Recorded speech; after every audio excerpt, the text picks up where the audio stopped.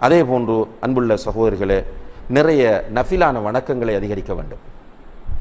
ரசூலுல்லாஹி அலைஹி வஸல்லம் அவர்கள் சொல்கிறார்கள், அல்லாஹு தஆலா சொல்வதாக, ஒரு அடியான் நஃபிலான வணக்கங்களின் மூலம் என்னை நெருங்கிக் கொண்டே இருப்பான். அல்லாஹு தஆலா சொல்கிறான் ஹதீஸுல் குதுசி, ஒரு அடியான் நஃபில் என்றால் கடமை இல்லாத வணக்கங்கள், ஃபர்ல் இல்லாத வாஜிப் இல்லாத வணக்கங்கள், நஃபிலான வணக்கங்கள். இந்த நஃபிலான வணக்கங்களின் மூலம் ஒரு அடியான் என்னை நெருங்கிக் கொண்டே இருப்பான். ஹத்தா உஹிப்பா, அப்படி நெருங்கிக் கொண்டு அவன் வரும்போது அவனை நான் நேசிக்க ஆரம்பித்து விடுவேன். நஃபிலான வணக்கங்களை ஒரு அடியான் செய்து கொண்டு வரும்போது அவனை நான் நேசிக்க ஆரம்பித்து விடுவேன். ஃபஇதா அஹ்பப்துஹு, அந்த அடியானை நான் நேசிக்க ஆரம்பித்தால், குந்து சம்அஹு அல்லதி யஸ்மஉ பிஹி, அவன் கேட்கிற கேள்வியாக நான் மாறுகிறேன், பார்க்கிற பார்வையாக மாறுகிறேன், பிடிக்கிற கையாக மாறுகிறேன், நடக்கிற காலாக மாறுகிறேன். அதாவது என்னுடைய உதவியை கொண்டே அவன் கேட்பான். அல்லாஹ்வுடைய உதவியை கொண்டு நல்லதை தான் கேட்பான். அல்லாஹ்வுடைய உதவியை கொண்டே பார்ப்பான். அல்லாஹ்வுடைய உதவியை கொண்டே நடப்பான். அல்லாஹ்வுடைய உதவியை கொண்டே பிடிப்பான். அல்லாஹ் தொடர்ந்து சொல்லான், வ இன் சஅலனி லஉதியன்னஹு, இப்படி இருக்கிற மனிதன் என்னிடம் கேட்டால் நான் உடனே கொடுக்கிறேன். நஃபிலான வணக்கங்களின் மூலம் என்னை நெருங்கி என்னுடைய அன்பை, என்னுடைய நேசத்தை பெற்றுக்கொண்ட மனிதன் என்னிடம் கேட்டால் அவன் கேட்பதை நான் கொடுக்கிறேன். வல இன் இஸ்தஆதனி லஉஈதன்னஹு, அவன் என்னிடம் பாதுகாப்பு தேடினால் அவனுக்கு நான் பாதுகாப்பு வழங்குகிறேன் என்று அல்லாஹ் சொல்வதாக நபி ஸல்லல்லாஹு அலைஹி வஸல்லம் அவர்கள் சொன்னார்கள். எனவே நஃபிலான வணக்கங்களை முடியுமானவரை அதிகமாக செய்ய வேண்டும். அதில் குறிப்பாக முன்பின் சுன்னத் தொழுகைகள், அதே போன்று தஹஜ்ஜத் தொழுகை. இந்த தஹஜ்ஜத் தொழுகையெல்லாம் நம்முடைய ஈமானை அதிகரிக்க செய்யக்கூடிய வழிகள். அதே போன்று சுன்னத்தான நோன்புகள், சுன்னத்தான தர்மங்கள், இப்படியான நஃபிலான வணக்கங்களில் கூடுதல் ஈடுபாடு காட்ட வேண்டும். அதிலும் குறிப்பாக இபாதத்துகளை பொதுவாக செய்யும்போது இஹ்சான் என்ற நிலையில் அந்த இபாதத்துக்களை நிறைவேற்ற வேண்டும். இஹ்சான் என்றால் என்ன?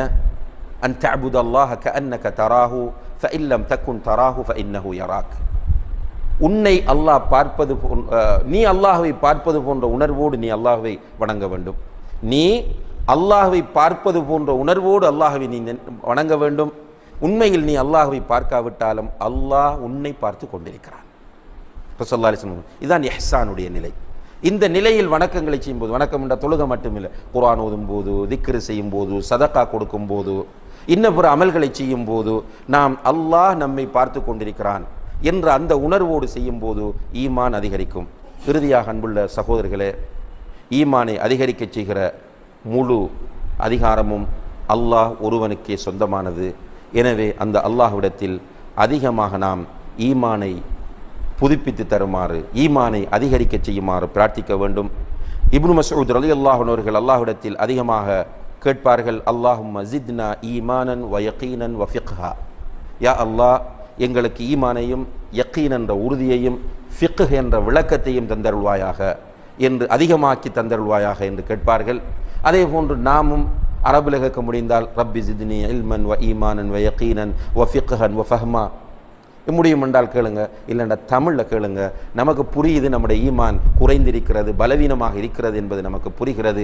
எனவே சுஜூதுகளில், தஹஜ்ஜுடைய வேளைகளில், பயணத்தில் இருக்கும்போது, பாங்குக்கும் இக்காமத்திற்கும் இடைப்பட்ட நேரங்களில் எல்லாம் அல்லாஹ்விடத்தில் அதிகமாக, யா அல்லாஹ் என்னுடைய ஈமான் பலவீனமாக இருப்பதை நான் உணர்கிறேன், என்னுடைய ஈமானை அதிகரித்து தருவாயாக என்று அதிகமாக நாம் அல்லாஹ்விடத்தில் துஆ செய்வோம். எல்லாம் வல்ல அல்லாஹ் ஜல்ல ஷானஹு வ தஆலா ஈமானை நமக்கு தந்தது போன்று இந்த ஈமானில் உறுதியை அல்லாஹு தஆலா நமக்கு தர வேண்டும். இந்த ஈமானை அதிகமாக பெற்றவர்களாக இந்த உலகத்தில் வாழ்ந்து ஈமானுடைய இனிமையையும் ஈமானுடைய சுவையையும் அனுபவிக்கக்கூடிய பாக்கியத்தை அல்லாஹு தஆலா நமக்கு தர வேண்டும். மௌத்தாகிற போது ஈமானோடு மௌத்தாகி ஜன்னத்துல் ஃபிர்தௌஸ் என்ற மேலான சூனத்தை அடைந்து கொள்ளக்கூடிய பாக்கியத்தை அல்லாஹு தஆலா நம் அனைவருக்கும் தர வேண்டும். வ ஆஹிரு தஅவானா அனில் ஹம்துலில்லாஹ். கண்ணியத்திற்குரிய சகோதரர்களே, இந்த ஈமானை இந்த நிலையிலேயே நாம் வைத்திருக்கக்கூடாது. உண்மையிலேயே நாம் பயணிக்கக்கூடிய இந்த முறையில் பயணிப்போமாக இருந்தால் கடைசியிலே ஈமான் இல்லாத நிலையில் மௌத்தாகக்கூடிய ஒரு நிலை கூட வந்துவிடும். அல்லாஹ் நம் அனைவரையும் பாதுகாக்க வேண்டும். ஏனென்றால் நாம் வாழக்கூடிய காலம் ஃபித்னாக்கள் நிறைந்த ஒரு காலமாக இருந்து கொண்டிருக்கிறது. ஃபித்னா என்றால் நபிகள் நாயகம் ஸல்லல்லாஹு அலைஹி வஸல்லம் அவர்கள் முன்னறிவிப்பு செய்த நிறைய ஃபித்னாக்கள் இன்று நிகழ்ந்து கொண்டிருக்கின்றன. அப்படியான ஒரு காலத்திலே நாம் வாழ்ந்து கொண்டிருக்கிறோம். அந்த ஃபித்னாக்களின் உச்சகட்டமான நிலையை அல்லாஹ்வுடைய தூதர் ஸல்லல்லாஹு அலைஹி வஸல்லம் அவர்கள் சொல்லும்போது, யுஸ்பிஹு ரஜுலு முஃமினன், ஒரு மனிதன் காலையிலே எழுந்திருக்கும் போது மூமினாக எழுந்திருப்பான், வயும்சி காஃபிரா, மாலையை அடையும் போது அவன் காஃபிராக மாறிவிடுவான். யும்சி முஃமினன் வயுஸ்பிஹு காஃபிரா, மாலையிலே அவன் மூமினாக இருப்பான், காலை அடையும் போது காஃபிராக மாறிவிடுவான். யபீஉ தீனஹு பிஅர்தின் மினத் துன்யா. அல்லாஹு அக்பர். இந்த உலக லாபங்களுக்காக வேண்டி தன்னுடைய மார்க்கத்தை விற்பதற்கு அவன் தயாராகி விடுவான் என்று நபிகள் நாயகம் ஸல்லல்லாஹு அலைஹி வஸல்லம் அவர்கள் அந்த ஃபித்னாவின் உச்சகட்டத்தை சொல்லுகிறார்கள். உண்மையிலேயே இன்றைக்கு நிதர்சனமாக இதை நாம் நம்முடைய கண் முன்னால் பார்த்து கொண்டிருக்கிறோம். காலையிலே சில நேரங்களில் ஒரு நல்ல மனோநிலையோடு ஈமானிய உணர்வோடு எழுந்திருக்கிற மனிதன் மாலையிலே அவனை அறியாமலேயே குஃப்ரை அவன் சந்திக்கக்கூடிய நிலை வருகிறது. இந்த உலக லாபங்களுக்காக வேண்டி துனியாவிலே உள்ள பலன்களை அடைந்து கொள்வதற்காக மார்க்கத்தை சாதாரணமாக தூக்கி எறியக்கூடிய நிலை இன்று பரவலாக நம்முடைய வாழ்க்கையிலும் நம்முடைய சூழலிலும் நாம் அவதானிக்கக்கூடிய ஒரு நிலை இருந்து கொண்டிருக்கிறது. இப்படியான ஒரு பயங்கரமான சூழ்நிலையிலே நம்முடைய ஈமானை அதிகரிக்க செய்வதற்கான வழிகள் என்ன என்பதை தேட வேண்டிய பொறுப்பு நமக்கு இருக்கிறது. கண்ணியத்திற்குரிய சகோதரர்களே, இப்படியான ஆசையுள்ள மக்களும் இருக்கத்தான் செய்கிறார்கள். நம்முடைய ஈமான் அதிகரிக்க வேண்டும், அல்லாஹோடு நெருக்கம் கூட வேண்டும், ஈமானுடைய சுவையை நான் அனுபவிக்க வேண்டும், நான் மூமினாக வாழ்ந்து மூமினாக மரணிக்க வேண்டும் என்ற ஆசையுள்ள நிறைய மக்கள் இன்றைய காலத்திலும் வாழ்ந்து கொண்டிருக்கிறார்கள். அப்படியான மக்களுக்கு நிச்சயமாக இங்கே சொல்லப்படக்கூடிய செய்திகள் கண்டிப்பாக பிரயோசனம் அளிக்கும். அதாவது ஈமானை அதிகரிக்க செய்வதற்கான வழிகள் என்ன? நம்முடைய ஈமான் கூடும் குறையும் என்ற ஒரு கோட்பாட்டை நாம் ஏற்றுக்கொண்டிருக்கிறோம். குறைய விடக்கூடாது. ஈமானை குறைய விட்டு கொண்டிருப்போமாக இருந்தால் கடைசியிலே குஃப்ரில் போய் விழ வேண்டிய ஒரு நிலை ஏற்பட்டுவிடும். நிறைய பேர் என்ன நினைக்கிறோம் என்றால், தொழுகிறோம், ஏதோ நல்லமல்களை அவ்வப்போது செய்கிறோம், அல்ஹம்துலில்லாஹ் சொர்க்கம் போய்விடலாம் என்று. இல்லை சகோதரர்களே, ஈமான் குறைந்து கொண்டு வரும்போது படிப்படியாக குறைந்து இந்த ஃபித்னாவுடைய நிலையை அடைந்து கடைசியிலே காஃபிராக மாறக்கூடிய ஆபத்து அங்கே இருக்கிறது. எனவே ஒவ்வொருவரும் அவருடைய ஈமானை அதிகரிக்க செய்வதற்கான வழிகளை அறிந்து அதில் பயணிக்க வேண்டிய தேவை இருக்கிறது. அந்த வகையிலே இன்றைய இந்த வகுப்பிலே ஈமானை அதிகரிக்க செய்வதற்கான ஒரு சில வழிகளை எனக்கும் உங்களுக்கும் பயன் தருவதற்காக வேண்டி நினைவூட்டலாம் என்று நினைக்கிறேன். அதிலே முதலாவது வழி, நம்முடைய ஈமானை நாம் அதிகரிக்க செய்ய வேண்டுமாக இருந்தால் முதலாவது வழி, கண்ணியத்திற்குரிய சகோதரர்களே, இஸ்லாமிய கல்வி. ஈமானை அதிகரிக்க செய்வதற்குரிய மிக பிரதானமான வழியாக இதுதான் இருந்து கொண்டிருக்கிறது. அதனால்தான் இஸ்லாமிய கல்வியை தேடும் போது ஈமான் அதிகரிப்பதை சஹாபாக்களுடைய வரலாற்றில் நம்ம பார்க்கலாம். நம் எல்லோருக்கும் அடிக்கடி சொல்லப்படக்கூடிய ஒரு வரலாறு தான் ஹந்தலா ரலியல்லாஹு அன்ஹு அவர்களுடைய வரலாறு. ஹந்தலா ரலியல்லாஹு அன்ஹு அவர்கள் அபூபக்கர் சித்திக் ரலியல்லாஹு அன்ஹு அவர்களை பாதையிலே சந்திக்கிறார்கள். அபூபக்கர் ரலியல்லாஹு அன்ஹு அவர்கள் சலாம் சொல்லிவிட்டு, ஹந்தலாவை நீங்கள் எப்படி இருக்கிறீர்கள் என்று கேட்கிறார்கள். இது உலகத்தில் எப்போதும் இருக்கக்கூடிய ஒரு மரபு, நீங்கள் எப்படி இருக்கிறீர்கள் என்று கேட்பது. அதற்கு பொதுவாக உலகத்தில் சொல்லப்படக்கூடிய பதில் என்ன? அல்ஹம்துலில்லாஹ், நன்றாக இருக்கிறோம், அல்லது கொஞ்சம் சுகமில்லாமல் இருக்கிறேன், அல்லது சில பிரச்சனைகளோடு இருக்கிறேன், இப்படித்தான் எல்லோரும் பதில் சொல்லுவார்கள். ஆனால் ஹந்தலா ரலியல்லாஹு அன்ஹு அவர்களிடத்தில் ஹந்தலாவை நீங்கள் எப்படி இருக்கிறீர்கள் என்று கேட்டதற்கு ஹந்தலா ரலியல்லாஹு அன்ஹு அவர்கள் சொன்ன பதில் என்ன? நாஃபக ஹந்தலா, இந்த ஹந்தலா முனாஃபிக்காகி விட்டான். எப்படி பதில் என்று பாருங்கள். உடனே அபூபக்கர் சித்திக் ரலியல்லாஹு அன்ஹு அவர்கள் ஆச்சரியப்பட்டு கேட்கிறார்கள், ஹந்தலாவை நீ எப்படி இதை சொல்லுகிறாய் என்று கேட்டபோது ஹந்தலா சொல்லுகிறார் ரலியல்லாஹு அன்ஹு, ரசூல் ஸல்லல்லாஹு அலைஹி வஸல்லம் அவர்களுடைய வகுப்புகளில் போய் உட்காரும் போது குர்ஆன் வசனங்கள் நினைவூட்டப்படுகின்றன, ஹதீஸ்களை சொல்லுகிறார்கள், நம்முடைய ஈமான் அதிகரித்து நிற்கிறது. குர்ஆன் வசனங்கள் ஓதி காண்பிக்கப்படுகிறது, ஹதீஸ்கள் சொல்லப்படுகின்றன, நம்முடைய ஈமான் அதிகரித்து நிற்கிறது. வீட்டுக்கு வந்தால் குழந்தைகள், பிள்ளை, மனைவி என்று பிஸியாகி விடும்போது அந்த நிலை குறைந்து விடுகிறது என்று சொல்கிறார். இது ஈமான் கூடும் குறையும் என்பதற்கு இதுவும் ஒரு ஆதாரம். அதே நேரத்தில் அவர் அனுபவித்து சொல்லுகிறார், ரசூல் ஸல்லல்லாஹு அலைஹி வஸல்லம் அவர்களுடைய மஜ்லிஸில் உட்காரும் போது ஈமான் அதிகரிக்கிறது. இல்மை தேடி இல்முடைய மஜ்லிஸிலே உட்காரும் போது கண்டிப்பாக ஈமான் அதிகரிக்கும். புகாரியிலே வருகிறது, முஆத் ரலியல்லாஹு அன்ஹு அவர்கள் தன்னுடைய நண்பரை அழைக்கிறார். தஆல் இஜ்லிஸ் பினா நுமின் சா, வா வந்து உட்காரு, ஒரு மணி நேரம் ஈமான் கொள்ளுவோம் என்று சொல்கிறார். இந்த மஜ்லிஸு திக்ருகளிலே உட்கார்ந்து அல்லது இஸ்லாமிய கல்வியை தேட புறப்படும் போது கண்டிப்பாக ஈமான் அதிகரிக்கும் என்பதை இதன் மூலம் நாம் புரிய முடிகிறது. இஸ்லாமிய கல்வியிலே பிரதானமாக நாம் தேட வேண்டிய அம்சம் அல்லாஹ்வை பற்றிய அறிவு. அல்லாஹுடைய அஸ்மாக்கள் என்ற திருநாமங்களும் அல்லாஹுடைய சிஃபாத்துகள் என்ற பண்புகளும் நம்முடைய ஈமானை அதிகரிக்க செய்கிற மிக முக்கியமான அம்சங்களாகும். அன்புள்ள சகோதரர்களே, நிறைய அல்லாஹுடைய அஸ்மா சிஃபாத்தோடு நமக்கு தொடர்பு ஏற்பட வேண்டும். அல்லாஹுடைய அஸ்மாக்களும் சிஃபாத்துகளும் சரியாக புரியப்படுமாக இருந்தால் நம்முடைய ஈமான் அதிகரிக்கும். உண்மையிலே இன்றைக்கு இந்த விஷயம் அடிக்கடி நினைவூட்டப்பட்ட போதிலும் அல்லாஹுடைய அஸ்மாக்களையும் சிஃபாத்துகளையும் அறிந்து கொள்கிற விஷயத்தில் நாம் பொடுபோக்காகவே இருக்கிறோம். நம்ம இந்த வகுப்பிலேயே, இந்த அகீதா வகுப்பில் ஆரம்ப பகுதி அல்லாஹுவை பற்றிய பகுதி. அதிலே அல்லாஹுடைய சிஃபாத்துகளை இமாம் இப்னு தைமியா ரஹ்மஹுல்லாஹ் அவர்கள் கொண்டு வருகிறார்கள். அதை நம்ம தெளிவுபடுத்தினோம். அங்கு நாம் வலியுறுத்திய மிக முக்கியமான விஷயம் என்னவென்று கேட்டால், அல்லாஹுவை பற்றிய அறிவின் முக்கியத்துவம். அல்லாஹுவை ஒரு மனிதன் சரியாக அறிந்து கொள்ளுகிற போது அவனுடைய ஈமான் அதிகரிக்கும். அதிலே அல்லாஹுடைய திருநாமங்கள் நிறைய இருக்கின்றன. அந்த திருநாமங்களிலே 99 திருநாமங்களை நபிகள் நாயகம் ஸல்லல்லாஹு அலைஹி வஸல்லம் அவர்கள் அடையாளப்படுத்தி சொல்கிறார்கள். அல்லாஹுக்கு 99 திருநாமங்கள் இருக்கின்றன. யார் அந்த திருநாமங்களை பொருள் உணர்ந்து மனப்பாடம் செய்கிறாரோ அவருக்கு சொர்க்கம் கிடைக்கும் என்றார்கள். இந்த ஹதீஸ் திரும்ப திரும்ப நமக்கு சொல்லப்படுகிறது. ஆனால் இந்த 99 திருநாமங்களையும் அறிந்து கொள்வதற்காக நாம் எடுத்த முயற்சி என்ன என்ற கேள்விக்கு நம்மிடம் பதில் கிடையாது. குறைந்தது நாம் அப்போது சொல்லியிருந்தோம், குர்ஆனை ஓதிக்கொண்டு போகும்போது சில வசனங்கள் அல்லது பல வசனங்கள் முடிகிற நேரத்தில் அல்லாஹுடைய திருநாமத்தை கொண்டு முடியும். இன்னல்லாஹ கான கஃபூரர் ரஹீமா அல்லது வதூத் அசீசுன் ஹக்கீம், இப்படி முடியும். இந்த பெயர்களையாவது தொகுத்து நாம் எடுத்து தர்ஜமத்துல் குர்ஆனில் அதனுடைய பொருளை பார்த்து மனப்பாடம் செய்வதற்கு ஏதாவது ஒரு சின்ன முயற்சி செய்தோமா என்று கேட்டால் பெரும்பாலான மக்கள் கிடையாது. உண்மையிலே கண்ணியத்திற்குரிய சகோதரர்களே, ஒரு நடுநிலையோடும் நிதானமாகவும் நாம் சிந்திக்க கடமைப்பட்டிருக்கிறோம். இன்றைக்கு பொது அறிவு என்ற ஒரு பாடம் இருக்கும்போது அந்த ஜெனரல் நாலேஜ் என்ற அந்த பாடத்தில் கூடுதல் மதிப்பெண்களை பெற வேண்டும் என்ற எண்ணத்தில் நிறைய மாணவர்கள் இந்த உலகத்தில் எத்தனையோ பேருடைய பெயரை பாடமாக்குகிறார்கள். சாதனையாளர்கள், சாதிக்காதவர்கள், விளையாட்டு வீரர்கள், நடிகர் நடிகைகள், இவர்களுடைய பெயர்களை எல்லாம் பாடமாக்குகிறார்கள்.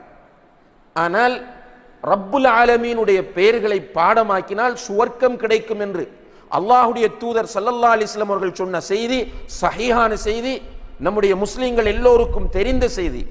ஆனால் இந்த பெயர்களை பாடமாக்கி சுவர்க்கத்தை அடைவோம் என்கிற முயற்சி நம்மில் பெரும்பாலானவர்களுக்கு இன்னும் வரவில்லை. இது நம்முடைய ஈமானின் பலவீனமான நிலைக்கு மிக முக்கியமான ஒரு காரணமாக இருந்து கொண்டிருக்கிறது. இப்போ ஈமானை அதிகரிக்க விரும்பக்கூடிய ஒருவர் அல்லாஹுடைய அஸ்மாக்களையும் அல்லாஹுடைய சிஃபாத்துகளையும் படிக்க வேண்டும். ரசூலுல்லாஹி அலைஹி வஸல்லம் அவர்கள் அதை சஹாபாக்களுக்கு போதித்தார்கள். ஸலஃபு ஸாலிஹீன்கள் நிறைய அஸ்மா சிஃபாத்தை பற்றி எழுதியிருக்கிறார்கள். குறிப்பாக இந்த தௌஹீத் என்ற இந்த சிந்தனையோடு இருக்கக்கூடிய மக்கள், மதிக்கக்கூடிய உலமாக்கள், ஆரம்ப காலத்தில் இருந்த இமாம் பைஹகி அல்லது இமாம் இப்னு ஹுஸைமா அல்லது இமாம் தாரமி, இப்படியான மிகப்பெரிய பழைய இமாம்கள் கூடுதலாக அஸ்மா சிஃபாத் சம்பந்தமாக எழுதியிருக்கிறார்கள்.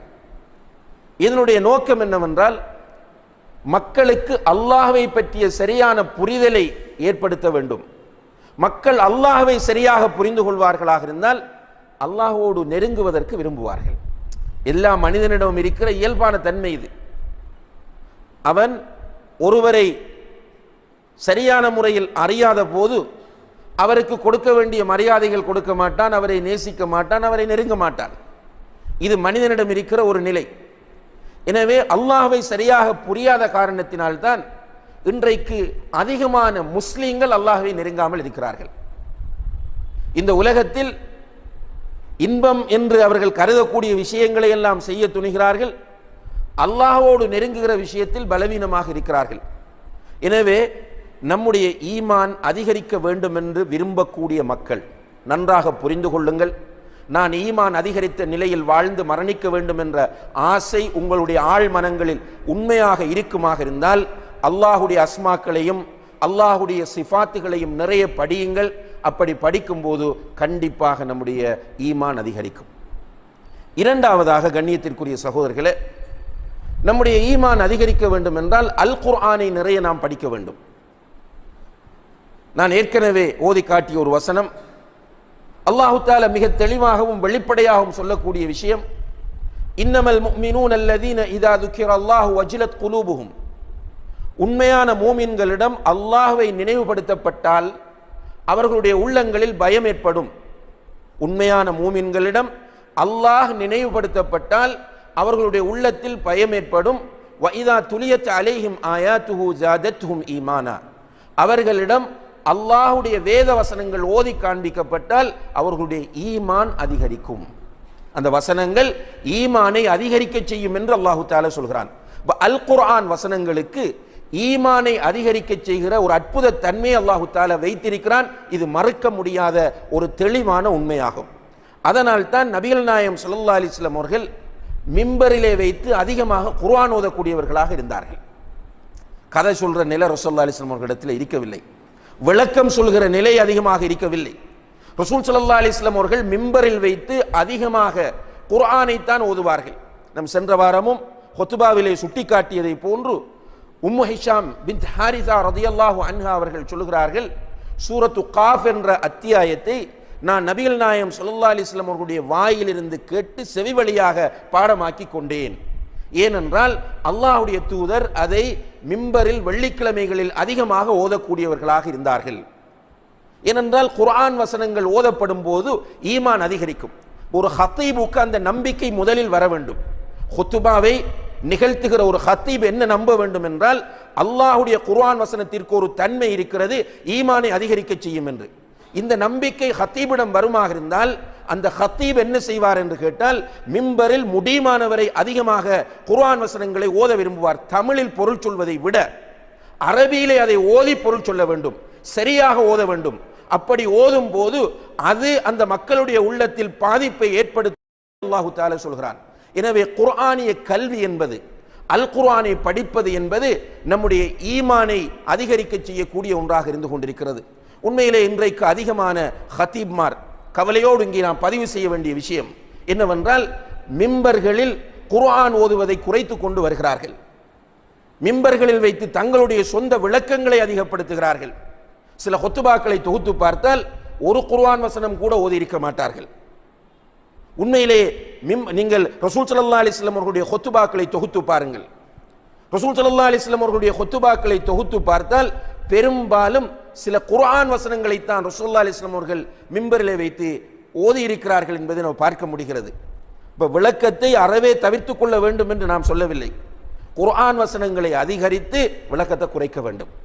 அப்படி செய்யும் போது அந்த ஹத்தீப் அந்த நம்பிக்கையோடு குர்ஆன் ஈமானை அதிகரிக்க செய்யக்கூடியது என்ற நம்பிக்கையோடு குர்ஆனை ஓதும் போது நிச்சயமாக ஈமான் அதிகரிக்கும். ஏனென்றால் அல்லாஹ் தெளிவா சொல்லிட்டான் சூரத்துல் அன்ஃபால் 2வது வசனம், வஇதா துலியத் அலைஹிம் ஆயாத்துஹு ஜாதத்துஹும் ஈமானா. அவனுடைய வசனங்கள் அவர்களிடம் ஓதி காண்பிக்கப்பட்டால் அந்த வசனங்கள் அவர்களுடைய ஈமானை அதிகரிக்க செய்யும் என்று அல்லாஹ் சொல்லுகிறான். எனவே குர்ஆனை பற்றிய கல்வி மிக முக்கியமானது நம்முடைய ஈமானை அதிகரிப்பதற்கு. அடுத்ததாக அன்புள்ள சகோதரர்களே, ஈமானை அதிகரிக்க செய்யக்கூடிய 3வது கல்வி என்னவென்று கேட்டால் நபிகள் நாயகம் ஸல்லல்லாஹு அலைஹி வஸல்லம் அவர்களுடைய சீராவை படிப்பது. நபி ஸல்லல்லாஹு அலைஹி வஸல்லம் அவர்களுடைய வரலாற்றை அதிகமாக படிக்க வேண்டும். நபி ஸல்லல்லாஹு அலைஹி வஸல்லம் அவர்களுடைய சீராவை அதிகமாக படிக்கும் போது நம்முடைய ஈமான் அதிகரிக்கும். அவர்கள் இவ்வளவு தியாகம் செய்திருக்கிறார்கள், இவ்வளவு கஷ்டப்பட்டிருக்கிறார்கள், இவ்வளவு அழகாக முன்மாதிரியாக வாழ்ந்து காட்டியிருக்கிறார்கள் என்ற செய்திகளை படிக்கிற நேரத்தில் நம்மை அறியாமலே நம்முடைய உள்ளங்களில் ஈமான் அதிகரிப்பதற்கான வாய்ப்பு ஏற்படும். அதே போன்று கல்வியிலே நான்காவதாக நம்முடைய ஈமானை அதிகரிக்க செய்வதற்காக வேண்டி நாம் செய்ய வேண்டியது சலஃபு சாலிஹீன்களுடைய வரலாற்றை படிப்பது.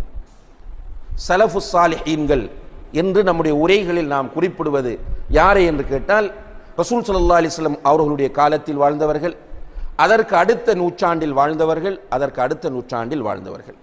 ரசூல் ஸல்லல்லாஹு அலைஹி வஸல்லம் அவர்கள் 3 நூற்றாண்டுகளில் வாழ்ந்த மக்களை சிலாகித்து சொல்கிறார்கள், புகழ்ந்து சொல்கிறார்கள். ஹைருல் குரூனி கர்னி சும்மல் லதீன யலூனஹும் சும்மல் லதீன யலூனஹும். நூற்றாண்டுகளில் சிறந்தது என்னுடைய நூற்றாண்டு, பிறகு அதற்கு அடுத்த நூற்றாண்டு, பிறகு அதற்கு அடுத்த நூற்றாண்டு. எனவே நம்முடைய உலமாக்கள் சலஃபு சாலிஹீன்கள் என்று குறிப்பிடும் போது நீங்க ஜக்கரியா சாஹிப், இலியாஸ் ரஹ்மஹுல்லா போன்றவர்களை கருதக்கூடாது. சலஃபு சாலிஹீன்கள் என்று கூறும்போது சஹாபாக்கள், தாபிஈன்கள், தபஉ தாபிஈன்களை குறிக்கும். இந்த சலஃபு சாலிஹீன்களுடைய வரலாற்றை படிக்கும் போது நம்முடைய ஈமான் அதிகரிக்கும். உண்மையிலேயே சஹாபாக்கள், சில சஹாபாக்களுடைய வரலாற்றை படித்தால் நிச்சயமாக கல் நெஞ்சக்காரனுடைய இதயமும் ஈரமாகிவிடும். உதாரணமாக முஸ்அப் இப்னு உமைர் ரலியல்லாஹு அன்ஹு, அவருடைய வாழ்க்கை முறையும் ஈமான் கொண்ட பிறகு அவருடைய வாழ்க்கை நிலை மாறிய முறையும் படிக்கும்போது அழாமல் படிக்கவே முடியாது. அல்லாஹ்வுடைய தூதருக்கே அவரை பார்க்கும்போது அழாமல் இருக்க முடியவில்லை என்றால் பாருங்கள்.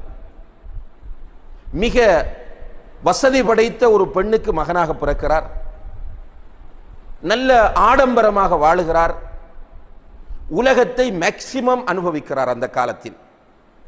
அதனால் தான் வரலாற்று ஆசிரியர்கள் குறிப்பிடுகிறார்கள், ஓரிடத்தில் ஒருவர் வருவார், வந்தவர் கேட்பார், இந்த இடத்தில் முஸ்அப் நின்று விட்டு போனாரா என்று. முஸ்அப் இருக்க மாட்டார், வந்தவர் கேட்பார், இங்கே முஸ்அப் இருந்து விட்டு போகிறாரா என்று. ஏனென்றால் முஸ்அப் பயன்படுத்துகிற அத்தர், நறுமணம் யாராலும் பயன்படுத்த முடியாது. அந்த அளவுக்கு மிக விலை உயர்ந்த நறுமணத்தை தான் பயன்படுத்துவார்.